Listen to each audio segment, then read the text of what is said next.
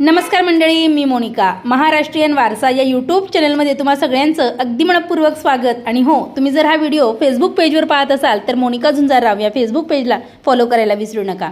आजच्या भागात आपण अक्षय तृतीया म्हणजेच खानदेशात साजरी केली जाणारी आखाजी याविषयी माहिती आणि अतिशय सुंदर असं आखाजीचं गीतसुद्धा ऐकणार आहोत. अक्षय तृतीया हा त्रेतायुगाच्या वर्षाचा पहिला दिवस म्हणून अहिराणी संस्कृतीत नव्या वर्षाची कालगणना ही आखाजीपासूनच होते. खानदेशात याच दिवशी शेतकऱ्याकडून सालदाराची नेमणूक केली जाते. गौराईचा उत्सव आणि पितरांना आगारी टाकायचा दिवस म्हणूनही आखाजीचं विशेष असं महत्त्व आहे. स्वर्गातल्या पितरांचा अक्षय आशीर्वाद ही संकल्पना अहिराणी संस्कृतीची म्हणून हा सण अहिराणी संस्कृतीचा प्रमुख सण म्हणून ओळखला जातो. अक्षय घटाची घागर या दिवशी पुजली जाते. या दिवशी अक्षय घट म्हणजे पाण्याची घागर भरली जाते. त्याच्यावर छोटं मातीचंच भांडं ठेवून त्यावरती खरबूज, 2 सांजोऱ्या, 2 आंबे ठेवतात. छोटं भांडं हे पितरांसाठी असतं.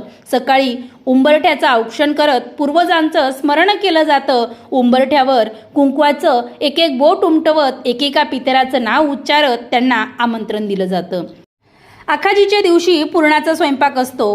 त्यामुळे सकाळी लवकर उठून स्त्रियांना तो करावा लागतो. त्यानंतर देवांना आमंत्रण दिलं जातं, पितरांना आमंत्रण दिलं जातं, अक्षय घट भरला जातो आणि मग सगळ्यांची जेवणं वगैरे आटोपतात. दुपार होते. दुपारचा वेळ तसा निवांत.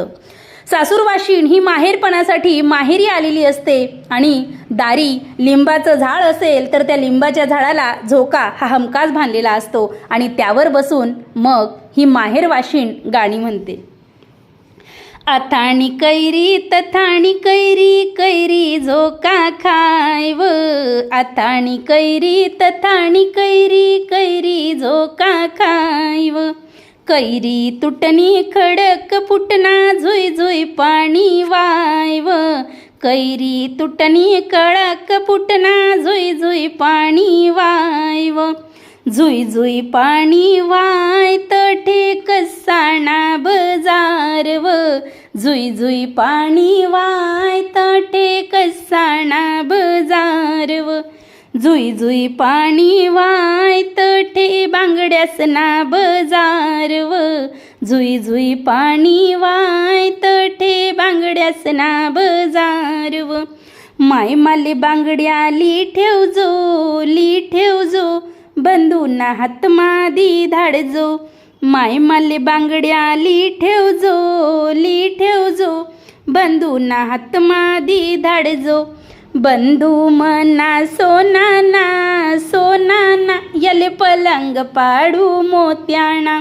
अशा पद्धतीनं बांगड्या, साकळ्या, वेगवेगळे जे अलंकार असतात, टिपऱ्या, अशा पद्धतीनं हे गीत पुढे लांबवलं जातं.